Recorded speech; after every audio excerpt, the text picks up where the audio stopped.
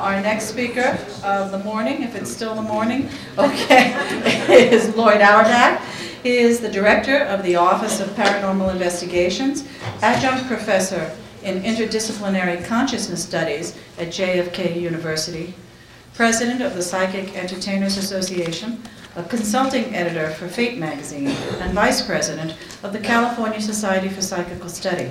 His work has mainly been focused in two areas: spontaneous case investigations with an emphasis on apparitions, hauntings, and poltergeists, and working with the various media to provide accurate information about psi and parapsychology. He is a professional performing psychic attorney. I was going to say attorney, that's strange. That would be an interesting concept, wouldn't it? Performing psychic entertainer and mentalist. In addition, he is a special consultant to LexisNexis. Dr. Loyd Auerbach. Thank you, Lizette. Thank you for that PhD. Really appreciate it. I do want to thank Lizette and Mrs. Coley for inviting me here, and Carlos and Nancy. Carlos and I go way, way back. We're JFK together with another JFK grad, Joanne McMahon, who actually got me into the Parapsychology Foundation family to some extent. And this is going to be, I'm actually doing something a little, this is the panel, it's a little different than my paper in the sense that I'm going to take some of my conclusions and move them to the front, my observations of the mediums, because I've noticed everybody towards the very end running out of time, and that way they don't get to their conclusions. So I'm doing the conclusions first. How about that? And then I'll tell you stories, and I have it set up so that I have more than I could go on for 3 hours. So when I get to the 5-minute mark, I know when to close. Okay, so I'm going to be talking about working with mediums, with psychics in different investigations that I've done, and a lot of what I do, what I come from, this is somewhat dedicated to Alex Tanis and Carlos Osis. I worked at the American Society for Psychical Research as a consultant in public education and media right after I graduated from JFK, and had the good fortune of spending a lot of time with Alex, talking about his psychic perspective on things, going out in a couple of cases with him and Dr. Osis and Donna McCormick, and really kind of getting a full view of from the scientific and the psychic side of both things. And Alex kept on telling me when I said, well, you know, Alex, I'm about as psychic as a rock, and because that's not what got me into the field, he kept on saying, just wait and just notice. And things have changed for me over the years. So from my early work, you know, I just want to kind of set the groundwork here. When we do investigations in my group and some of our affiliated investigators, we kind of separate these things into three categories, which are nothing new to most folks. We consider the term apparitions, kind of the truth goes, consciousness that survived the bodily death, although sometimes we've had cases of living apparitions also, one of which I'm going to mention today. We deal with hauntings as more place memory when we talk about that, and that's one of the major distinctions that I got from Alex and Dr. Osis. And then, of course, poltergeist phenomena as RSPK, although I've had cases, of course, with apparitions who have learned to move things. So we do have physical phenomena in some of the apparitional cases, although it's never as messy as poltergeist cases. There seem to be a lot neater in most of those instances, and deliberate. So I'll be talking about 5 psychics/mediums in this presentation. Aiko Gibo from Japan, very, very famous woman in Japan. She died last year of stomach cancer, but she was so famous that I actually have a manga, Japanese comic book, based on her life, which talks about her early life as a psychic, as a child. There actually were 4 comic books based on her life published. Not too many of us. The only other comic book character, psychic, that I know of was Uri Geller, who appeared in a Marvel comic years ago. Trivia that you don't need to know. Kathy Reardon, who was a channeler, who actually started doing more psychic work, and she was originally channeling various entities from other places, and then ended up doing a lot more psychic work, and she took more possession herself of her own abilities. Stash Margaret Murray, who I'll mention just in a couple contexts. She's an interesting medium. She actually is in Syracuse, New York these days. Kathy's actually in Richmond, Virginia these days. Stash is in Syracuse, New York, and Stash has, these folks have very interesting backgrounds, as I'll talk about. She has a background actually in science, working for Genentech, which is a very strange place for a psychic to be working, but she wasn't doing that right there. Annette Martin, who is one of the 2 that I work with most often these days. Annette is a world-renowned psychic in a lot of different ways. She will be in a couple of episodes of Psychic Detectives coming up on Court TV. She has the distinction actually of continuing to work currently with a guy by the name of Richard Keaton, who for 20 years was a homicide detective at Marin County Sheriff's Department. She's one of those folks that the police department will actually come out and say, we worked with her, she was useful, and Richard continues to work with her. He's actually a private investigator these days working on missing persons cases, and they only work on cases with police. So they don't work with the families, they work with police directly. Annette also has some interesting abilities in as a medical intuitive and as a really great medium and psychic on some of the cases I work with. And Neva Turnock, who I've only been working with for a couple of years, who's actually here in the audience. Neva, raise your hand. And Neva came to a couple of my classes just to check me out, actually, which is something I find a lot of the psychics will do first. And we've been working on a few cases here and there together as well. Okay, so in working with folks, there are different communication styles, and all five of those people, all five of the mediums, really work as psychics. In other words, a lot of what they do is doing readings for people. Mrs. Gibo did readings for folks, although as a member of the Shinto religion, her particular belief was that everybody had an ancestor spirit, and she would do the reading by asking the ancestor spirit what was going on with the person, and she'd kind of do it that way. But everyone else was getting information directly from people, sometimes from objects they had, sometimes from spirits around them, but typically it was directly from the person, except in the cases that we did, where they would actually start talking to the ostensible discarnate entities that were in the places that we're at. Mrs. Gibo had a slight problem when we first went into the first haunted place we took her to in 1991, because apparently in Japan, according to her belief, ghosts stayed with their relatives, with people, and the only ghosts who haunted places were bad or sad. They had just nowhere to go, and so she was very afraid to go into the first place we went to until I explained that American ghosts are more likely to haunt places than people. She was fine with that. It's just how you say it, sometimes. Actually, let me go back here. So the communication process for a lot of these folks is kind of interesting because some of you saw last night, if any of you were here, well, a few of you were here last night, seeing Annette Martin kind of go into what looked like some sort of trance state. It really was a very light, if you want to call it a trance. But in general, most of them would just walk into a place, and if they happened to see the ghost, they would start speaking to the ghost. So a lot of times it was direct verbal communication. We heard a one-sided conversation. Now, a couple of them, Kathy Reardon, typically would silently stand there and then tell us what the ghost said, and she would mentally speak to the ghost. And Mrs. Gibo said the same thing, although in the cases that we did, because they were being filmed for Japanese television, she would be addressing the ghost in Japanese, even though the ghost, when alive, did not speak Japanese. And she explained to us that the conversation was mental. It was conceptual, it did not require language, but the verbals were in Japanese for the camera. So not for me, I had to have a translator for that, to hear that. So I actually got to filter through two different levels sometimes. The deeper communication with Annette Martin, actually with Neva. Neva will sometimes go into an altered state as well, and even Kathy Reardon on occasion did that.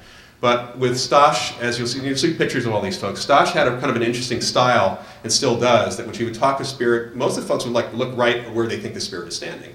Stosh would kind of look off to the side, and she would definitely go into some very altered state, which I understand from some of her colleagues at Genentech she did when she did data analysis, which is what her job was, is doing statistics and data analysis for 20 years in Genentech's lab. It's a great place for a psychic. So she was very, very left-brained in that sense. So kind of rare, deep communication in these situations. In our cases, we look at verification in different ways. Where we can, we get verification of the information from people involved, from the witnesses, from people not directly involved. We will kind of go out and see if we can find some folks who used to live in the area, the local historians, and then by records. Although in the main place I'm going to talk about, the records are an issue that I'll talk a little more about. And sometimes by other psychic mediums, kind of a consensus. The main location I'll be talking about, the Moss Beach Distillery Restaurant, I've been there now with all five of these folks and actually with a couple of other sensitives. And the information has really fit like a jigsaw puzzle. They've all supported each other, added to the story, and it's often a very different thing than what the public has heard over the years. So why use these folks in these cases? I can go in and typically talk to witnesses and find out what's been going on. And we do rely, even if any of you see those shows on the Discovery Channel, I do quite a lot of those. TV likes us to use technology because it's visual. And since they can't show the ghost, they want something in our hands. And in fact, I know Bill can probably attest to this also. They prefer that we had things that made a lot of noise and had bright lights. So occasionally I'll pull out my Star Trek tricorder. And fortunately the cameraman knows what I'm doing, but the directors seem to think it's real at that point. Directors are rarely Star Trek fans, but cameramen always are. What I found is that a lot of times the medium, because what's happening is we're going in to try, in most of our cases, to help people. Now, I'm going to talk about cases that are public cases with a couple of exceptions. But we do mostly private home cases where we are trying to help people resolve a situation. Whether it's resolution for the spirit, if there is one, or resolution for the folks. And actually, more importantly, it's resolution for the family that's living there, because they're the ones who are stuck with the spirit. They're stuck with the phenomena. They want things to stop, or they want to understand what's actually happening. And the medium can act as a counselor in many respects, and kind of an intermediary. And sometimes just simply having someone there, even if they're picking up nothing, they don't like to trust scientists, they'll believe a psychic, because that's what they see on TV. So we kind of have a little placebo effect sometimes going on as well. The public versus private sites are a little different in that the public locations are long-term for us. And we typically don't have situations where the restaurant owner or the hotel owner wants to get rid of the ghost. In fact, usually these things are good for business for a lot of reasons. But in the private sites, people really do want resolution, both for themselves, sometimes for the apparition. And sometimes the resolution simply is understanding what the phenomena is. Sometimes the resolution is getting to know the ghost. Sometimes the resolution is trying to help somebody pass on. But a lot of times the resolution for us is finding out what's really happening, which is not necessarily anything spiritual or even psychic or paranormal. I found really good use of the mediums in determining some other things, as I'll talk about in a moment. The technology, I talk about technology, I get asked about using detectors and detection devices. Mediums are my best detection device because I can ask them questions. And in some respects, human beings are designed to interact with this phenomena where an electromagnetic field detector is not designed to pick up ghosts. The camera is not designed to take pictures of ghosts. We have a problem with technology and its interpretation, so I can ask questions. But unfortunately, you have to watch out for considering the medium a magic bullet. If you are trying to help people, a lot of times it's very, very tempting to just simply let the medium go off and say, okay, go fix it, and walk away. That doesn't work. You have to understand what's really going on. You have to be there to ask questions, and a lot of times there's incorrect information that comes through, misinterpretations. It's very important. So when I choose folks to work with, I set my own expectations on what I expect to get from them and from the case, and we always put the clients first, and that's really understood by the folks we work with. So they're great at making assessments, kind of diagnostics, and working with the witnesses on these things. Great at intervening with the phenomena depending on what's happening, whether it's a haunting or an apparition situation. And they're great at, typically, if they're great, at doing diplomacy both with the living and the dead. Now, in choosing folks, because I get a lot of people coming to me and say, I'd like to work with you on cases, and I really need to know who they are, what they can do, but these things are important to me. When they provide information to me, how useful is it? I've met people who've given me all sorts of information that's totally irrelevant to what's going on in the situation. It's interesting, it's very interesting. Sometimes it's funny, sometimes it's not so funny, but it's not useful. And in case investigations, we need to work with people who provide useful information. And then also, how useful is the practitioner? They can provide really good information, but their personality gets in the way of helping the folks or doing the investigation in certain circumstances. We want to know how open the practitioner is to being questioned. In other words, asking the question like, are you sure you're picking up the right thing? What about this over here? What about this? If they're so ego involved that they can't be questioned or question themselves, it becomes a real detriment to the investigation. We want to know about their strengths and weaknesses. Mrs. Gibo was very interesting for me to work with. I did 6 television programs with her with Japanese television. And as I mentioned last night, we not only took her to haunted places, but we also tested her under different types of laboratory situations, from PK to Gonsfeld to remote viewing, a whole bunch of different things. She did well, really great at a couple things. She was terrible at certain things. Not only not significant, well, she didn't really care in some instances. For her, she knew what she could do, but there were things she had never tried. So she was interested in trying things that were new. That was kind of important for me to hear, that she was willing to be wrong, because she knew that she couldn't do everything. That's also a very important thing. So she wanted to know what her weaknesses were and what her other strengths were, because she had not been placed in other circumstances, other situations. And that's kind of an important factor too. Want to know how they do in cases of RSPK and or misperception, misinterpretation, which happens quite a bit. Now we've had poltergeist cases, and here we're dealing with something completely different if the phenomenon is coming from a living person. And what's been interesting is a number of these folks that I've worked with have been able to pin down who was under the most stress, who was the poltergeist agent. It actually kind of undercuts the interview process a lot. In that case, they shortened it quite a bit. And in some circumstances, they were able to counsel that person or get them actually into counseling, which dealt with the phenomena. The misperception and misinterpretation piece is really interesting. Most of the people I've worked with have been able to say that it's coming from this problem over here and pointed to some problem with the floor.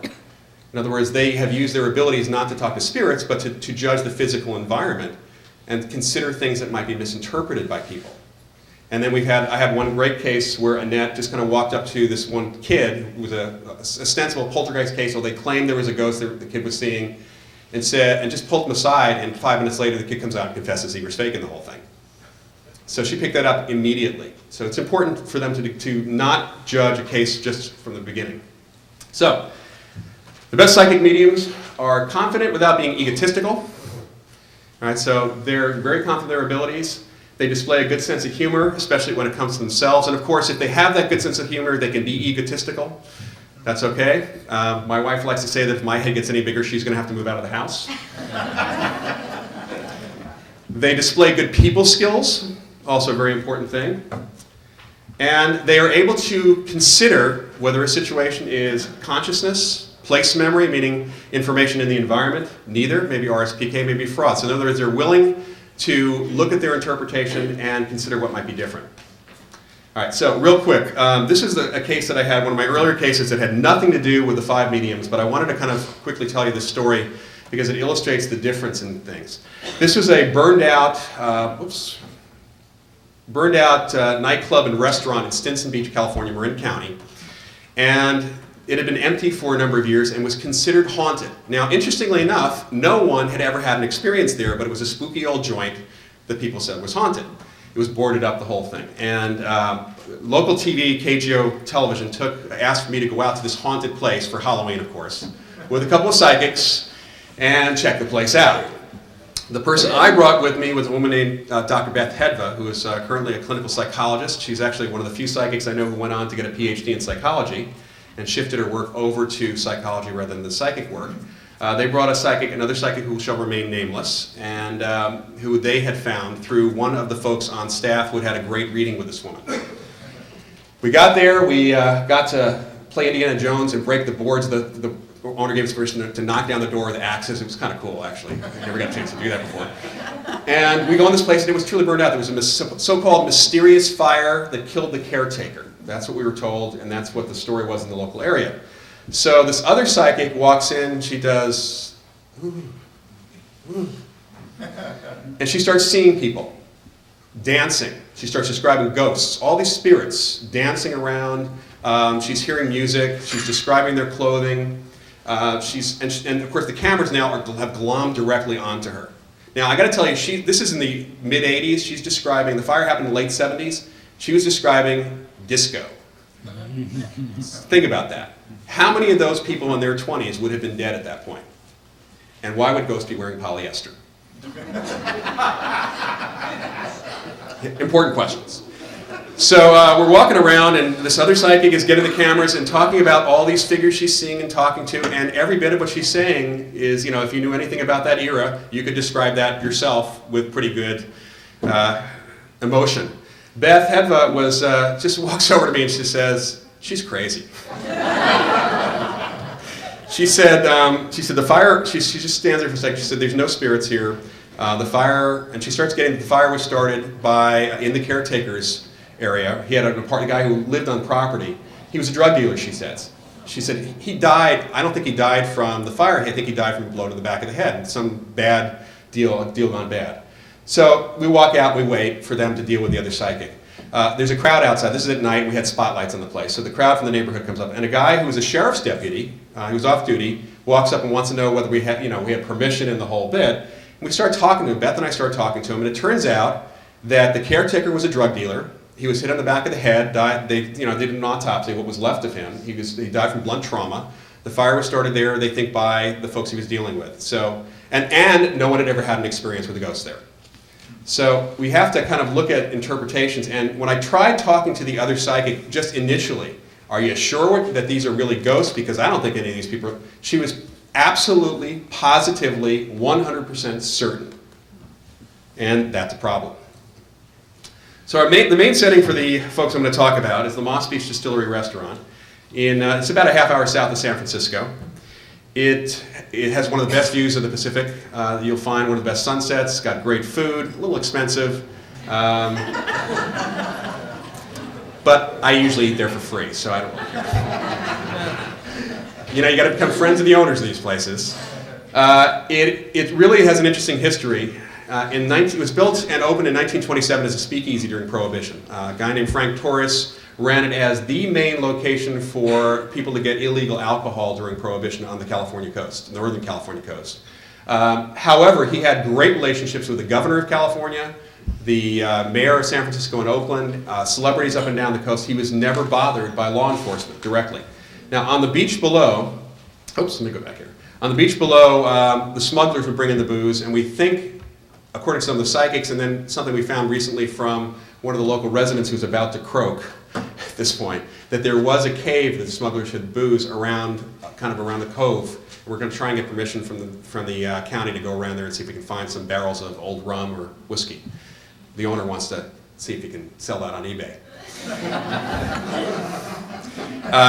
They brought the booze down there, and there were no records of what went on at the distillery from a law enforcement or county area. The local historian June Morrill says that all the records of, in fact, that entire area of the California coast, all the records were mysteriously burned in filing cabinets.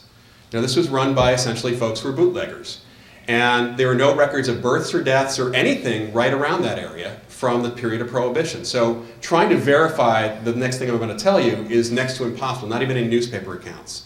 Except that the older residents remember this, and this is stories that the story that the historian has got. It's not the story that when we first went into the distillery we actually read in the books about ghost stories of California, because a fairly well-known psychic who appears on various talk shows and is the target of James Randi's rants most often, who I will not also name, she had her own story which doesn't check out at all historically.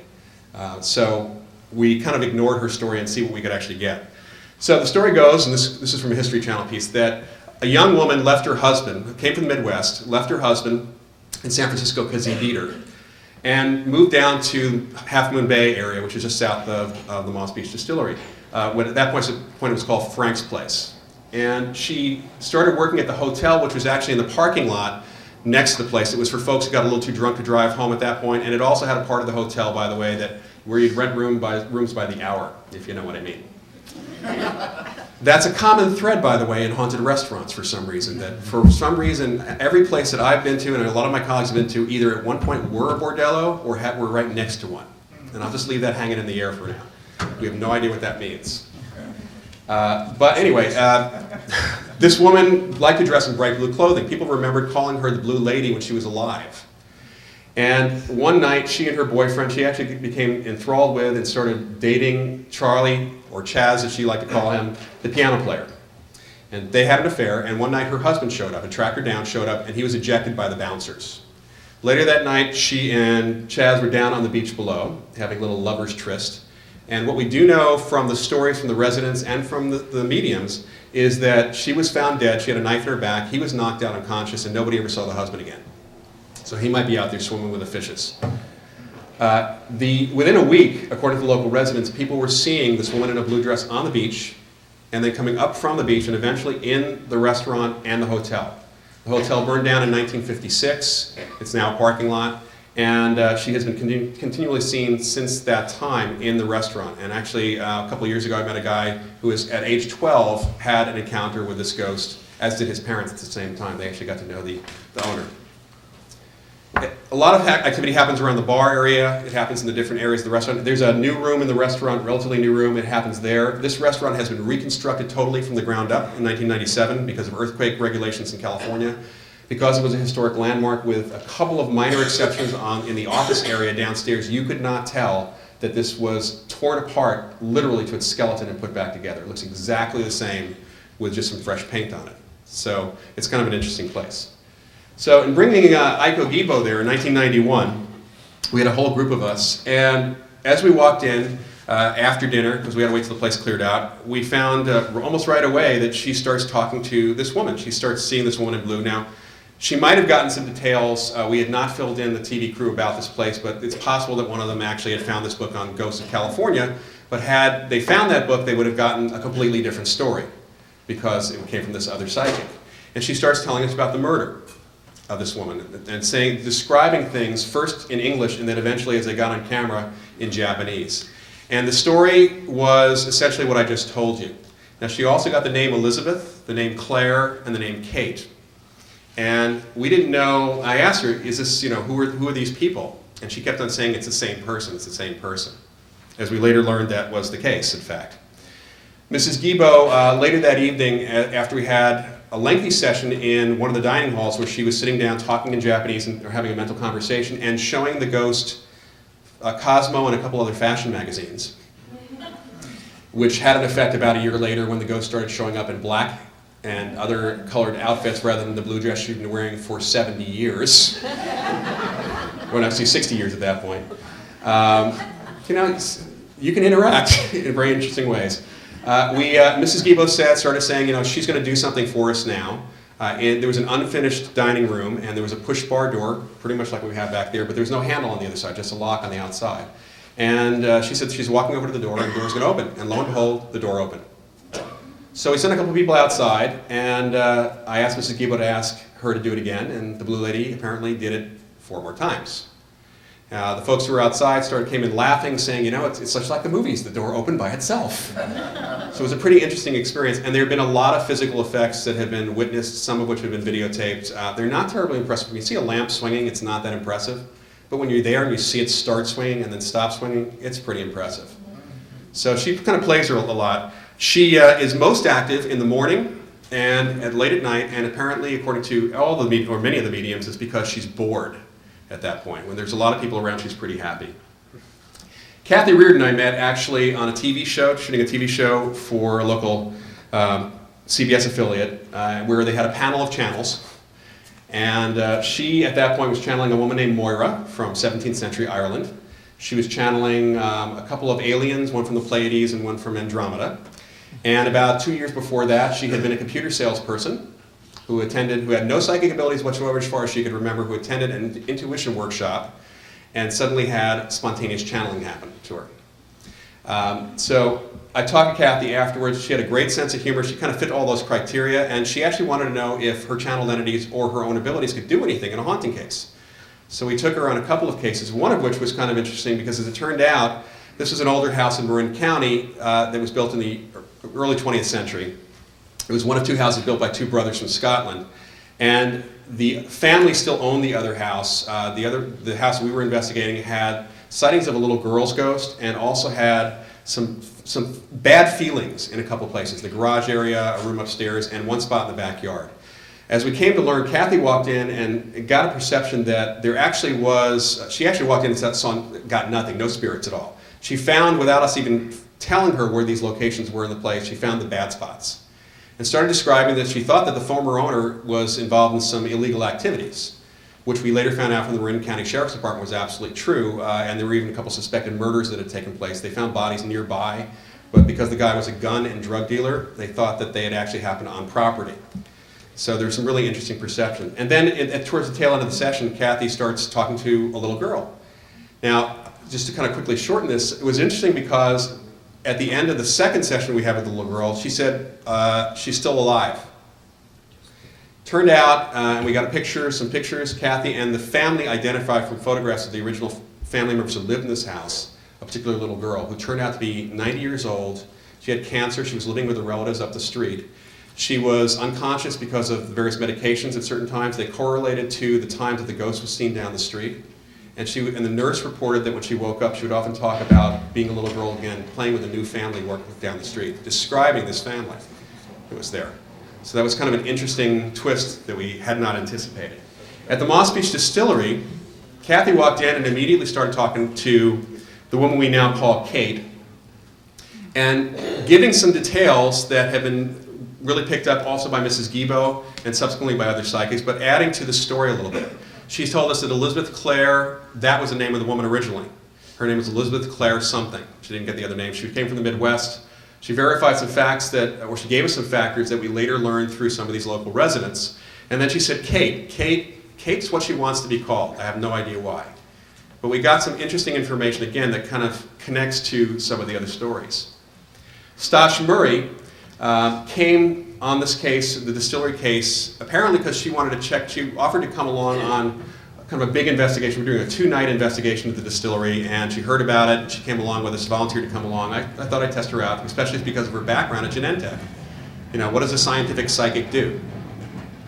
And she was actually checking me out because she was involved in, with a case on an aircraft carrier, the USS Hornet Aircraft Carrier Museum in Oakland, California, actually Alameda, California, which is one of our bigger cases because of the numbers of apparitions that have been seen.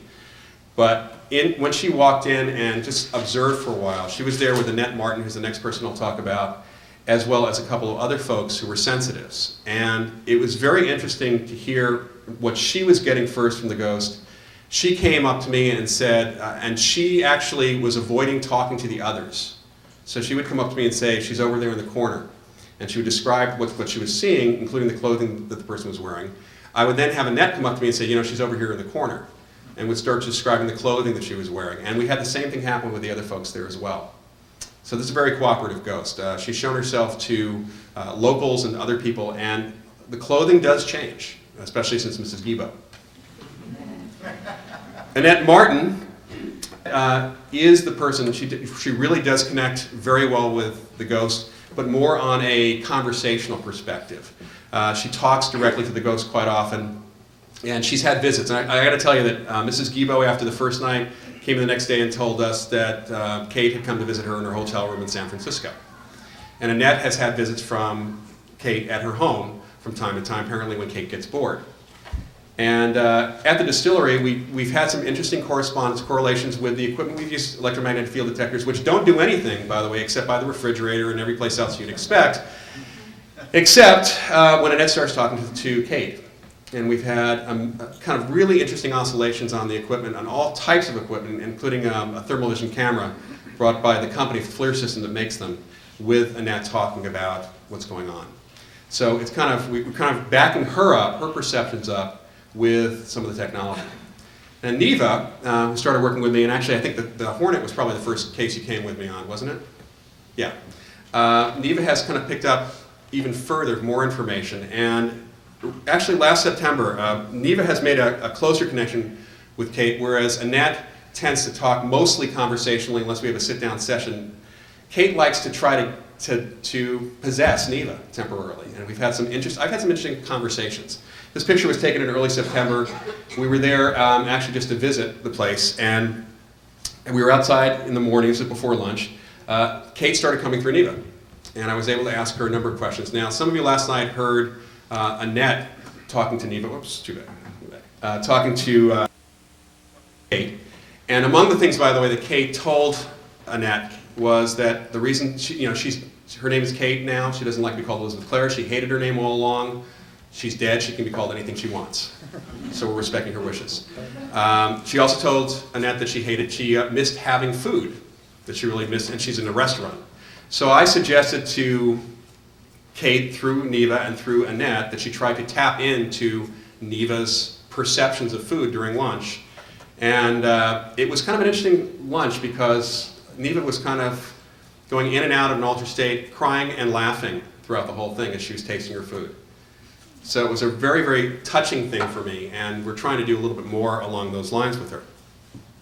Well, I'm kind of coming to the end here, and I'll be happy to talk a little bit more about these, but what I've observed from this, having this one case along the whole time has been great because I've been able to take different people who have slightly different styles. I mean, they're actually amazingly similar in a lot of the styles they do, but they've been able to add to the story to provide that. Now, whether they're picking it up from the prior psychic who was there or through a super psych perspective, there's too much going on with interaction and too many other people who have had what seem to be conscious interactions with the ghost.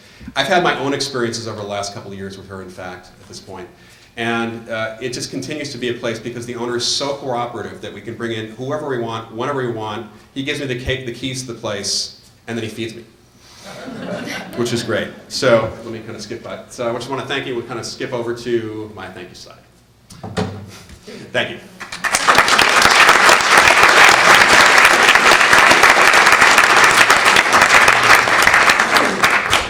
Okay, we'll entertain questions and comments from the panel. Who's up? Come on, Carlos, you said you had something you want, 10 questions for me. Well, I think Dr. Zangari first, perhaps? Yes, I would. Hello, hello.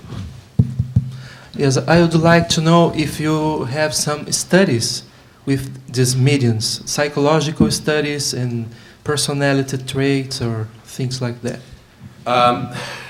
Annette actually has been working with a doctor by the name of Gerald John Polsky, who has been working with her as a medical intuitive and has done a number of psychological profiles with other folks with her. Mrs. Gibo, because she was in Japan, we couldn't do anything with. And we're trying to get some folks interested in doing studies with the other folks that we work with, but nothing has been done in any sort of concerted effort at this point.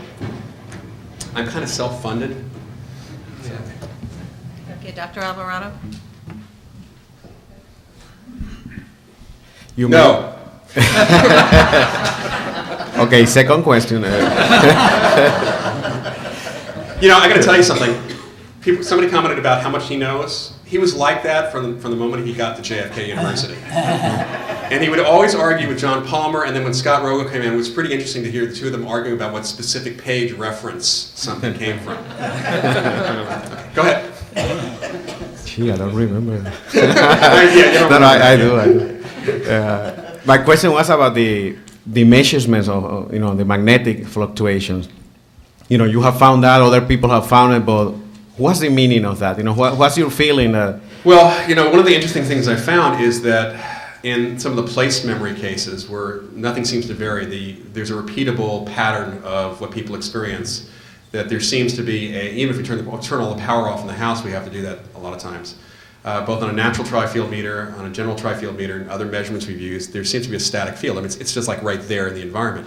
In the apparition cases, we don't measure anything unless somebody's around. People have asked me, how come you haven't photographed a ghost? And well, number one, they're not reflecting light. That's kind of a big problem. But the other problem is they have to stand in front of the camera. And those devices are pretty directional. So unless Kate or someone else decides to play or to stand in front of those things, we have a problem. At the Hornet and occasionally at the Distillery and a couple other cases that have been with Annette, with Stosh and a couple other folks, we've had cooperation where at the Hornet especially, several psychics who have been there working with us, whether we wanted to work with them or the TV crew or someone else brought them along, have asked, especially in the medical bay, one of the ghosts to walk over to the various devices we've got. And with their backs turned to the devices, they describe, okay, I'm sensing the ghost is there, is anything happening? And the things start going really wild. And then she says he's moving away and it stops. So we have some really interesting correlations. Now that could be PK on the part of the medium, but something is going on there. And we're just not sure what exactly those readings are. A physicist who's a skeptic I talked to said that if ghosts exist as some form of energy, and there was a big if in front of that, he felt that the magnetic field was some sort of wake that the energy of the ghost left as it moved through the magnetic environment. It was disturbing the force. Okay, Dr. Gary Schwartz, please. Yeah, Lloyd, this is very entertaining and revealing as usual. A couple of quick questions. One is that, is it your experience that individuals that show up as, quote, ghosts in a particular environment tend as a rule to be individuals who died traumatic deaths or deaths that were unexpected, as opposed to individuals, for example, who were ill in a place for a long time and died a peaceful death? Had both. You've had both? Had both, yes. Okay. The Distillery, obviously, she was kind of surprised to be stabbed in the back. Right. Another case we dealt with, a place called the Bat, and the man had a massive heart attack behind the bar. I'm sure he didn't expect to die. He was the owner. And then in another place, the woman died. I've had 3 cases where people just died in the hospital someplace else. Were these anticipated deaths or Yes. long-term coming? Okay, that's Long-term. good to know. All right. Because one of the things that has been addressed as a question, which we're certainly interested in, is whether or not the nature of the person's dying has an impact in terms of both the conditions and the context in which information is received, and also the extent to which there can be healing on both sides. Once you become open to the reality of spirit, then you start being concerned about compassion on both ends. So it's a very interesting question to me. Yeah, it's something we really were looking at all along, and all the stories you hear about traumatic death, and yet we were running into these situations where someone had cancer and they were in the hospital for months, or in some sort of hospice. Okay. Secondly, as you know, the few people who do research in mediumship tend not to do research on ghosts. Okay. In fact, they never use the G word. It's bad enough to use the S word, but to mention the G word immediately causes all kinds of, as you realize, complications, particularly in the mainstream world, and fear and so on. Do you think it's helpful or useful to continue the terminology of ghost, or should we be searching for a more neutral, descriptive, and integrative language that could refer I would to all love to this? get rid of that word. I'd love to change a lot of the language altogether. The problem is that a lot of what I do is educating the general public, and when I start using other terminology, first I have to tell them what the terminology means. Mm-hmm. So we have some general conceptions of what things are. People think that a ghost is someone who's sticking around after death, and that's a common place to start. And I try to move it over to apparition or discarnate entity or something else, and sometimes they can handle that and sometimes they can't. So I think that it's a matter, we can come up with new jargon for ESP and new jargon for psi abilities altogether, but aside from people who are regularly reading those terms, such as people who read comic books and science fiction, or the literature that we're dealing with, you run into a lot of situations where you have to spend a lot of time up front educating people, which is okay, but then they tend not to retain it if their friends still use the G word. Right. I mean, because it does raise problems for those of us who are trying to bridge I understand. the professional scientific world and these other worlds. I mean, I think in our case where we have individuals, as you know, who appear to be very, very discarnate intentional, and also a very agreeable to, unlike, when you go into a restaurant and you capture, see a woman in a blue dress, now she's in a black dress, she's not actually collaborating in the experiment and becomes part of the research team, okay? No, but she might be able to. But I agree. Yeah. But so imagine, but what I'm sharing with you is that in some of the research that we do, our mediums interact with individuals who have transitioned, such as Susie, and by all criteria, at those moments, Susie is a, quote, ghost. Right. We just don't refer to her that way. But if we treated her as a ghost phenomena and then started doing ghost-like research about, having people come in and ask, well, Susie's sitting in one of the chairs, could you tell us which one it is? And then one of the mediums who talks to her would ask her to move, and we'd see whether the other. I mean, you could do all kinds of things to very readily document experimentally the reality of these kinds of things. And of course, this work hasn't been done yet, I think partly for political reasons. And I'm just wondering whether you or anyone has a suggestion about how we could frame this, not for the public, Right, I'm for concerned ourselves. about now, but for ourselves and for the scientific community, so that it can then be integrated in a more friendly fashion. Well, I mean, you could always take a leaf out of the skeptic's book and not refer to them as spirits or consciousness in any way, shape, or form, and just talk about perceptions of the observers and whether or not they have shared perceptions at that point. And kind of leave that question altogether out of it. Right. Well, I think maybe some effort should be done to try to integrate these areas, which I think is one of the reasons why you're speaking on this in the context of a mediumship conference. It is my conference, and we should find ways to do that. That would be something that would be, I think, a positive next step. Absolutely. Good, perhaps we can think about that over lunch and put that back in the general discussion, right? Dr. Ruth Reinzel. Hi, just a quick question. I want to go back to the point you were making about measurements on your devices. And usually in a haunting investigation, there's probably like a particular place where the ghost phenomena has been observed. And so maybe that's where you get these deflections on your recording devices. Do you also try to take measurements in other places? Oh, yeah. Oh, absolutely. For control? All over the house. To be sure that the deflections are attributable to the ghost and not to some general characteristic of the place? Early on, I learned how to use these EMF detectors to find bad wiring in homes. electrical conduit, fuse boxes. We go all over the place at the location, and I've actually, in a couple cases where there was some suggestion of there being a ghost, but it was actually misperception and for other reasons, there actually was bad wire. I mean, we actually got them some help with very mundane things because of it. So yeah, we do a baseline. We try to, as I said, we try to turn the power off in the home to see if there are other sources, because these devices are not designed to detect anything psychic, paranormal, spiritual, or otherwise. They're designed for very mundane purposes. They're environmental sensing devices. Okay, Dr. Emily Kelly? Oh, yeah. Just a real quick question. Mrs. Guido, was that? Gibo. Gibo. Did you ever discuss with her continuing to cooperate with you now? You know, last time I spoke to Mrs. Gibo was probably 1997. So I kind of lost touch. Being that she was in Yokohama, Okay. it was a little difficult. Okay. She was not email friendly, and unfortunately, no, I did not with that. Okay, Mike Rosso, please.